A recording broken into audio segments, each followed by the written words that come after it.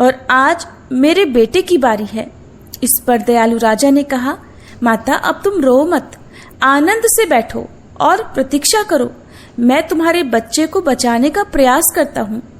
ऐसा कहकर राजा उस स्थान पर गए जहाँ गरुड़ आकर प्रतिदिन मांस खाया करता था, और उसी समय गरुड़ भी उस पर टूट पड़ा और मांस खाने लगा। जब अतिशय तेजस्वी गरुड़ ने राजा जिमूत वाहन का बायां अंग खा लिया तो झटपट राजा ने अपना दाहिना अंग फेर कर गरुड़ देव के सामने कर दिया। ये देखकर गरुड़ जी ने कहा, तुम कोई देवता हो?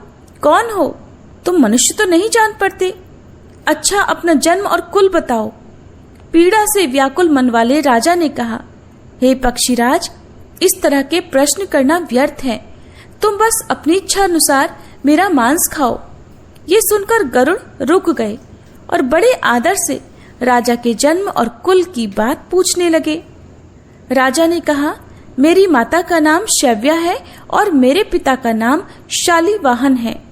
सूर्यवंश में मेरा जन्म हुआ है और मेरा नाम जिमूत वाहन है। राजा की दयालुता देखकर गरुड़ ने कहा, हे महाभाग, तुम्हारे मन में जो अभिलाषा है वह वर मांगो। तब राजा ने कहा, हे पक्षीराज, यदि आप मुझे वर दे रहे हैं तो ये वर दीजिए कि आपने अब तक जिन प्राणियों को खाया है वे सब पुनर्जीवित हो जाएं।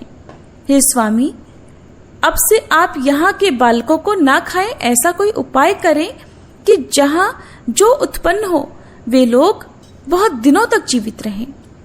धौम्य ऋषि ने उन स्त्रियों को आगे बताते हुए कहा कि पक्षीराज गरुड़ राजा को इस प्रकार वरदान देकर स्वयं अमृत के लिए नागलोक चले और वहां से अमृत लाकर उन्होंने उन मरे हुए मनुष्यों की अस्थियों पर बरसाया।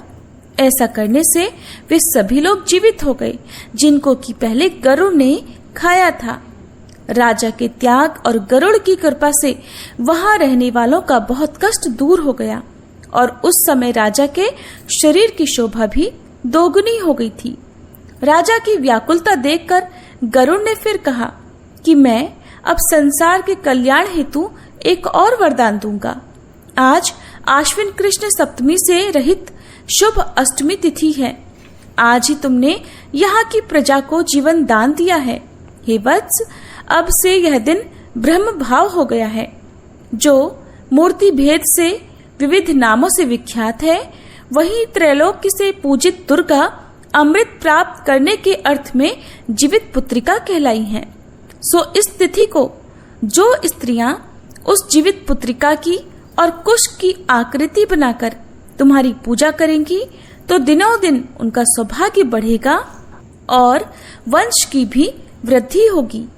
हे महाभाग, इस विषय में विचार करने की भी कोई आवश्यकता नहीं है। हे राजन, सप्तमी से रहित और उदया तिथि की अष्टमी को व्रत करें, यानी सप्तमी विद अष्टमी जिस दिन हो उस दिन व्रत न कर शुद्ध अष्टमी को व्रत करें और नवमी में पारण करें। यदि इस पर ध्यान न दिया गया तो फल नष्ट हो जाएगा और सौभाग्य तो अवश्य ही नष्ट हो जाएगा।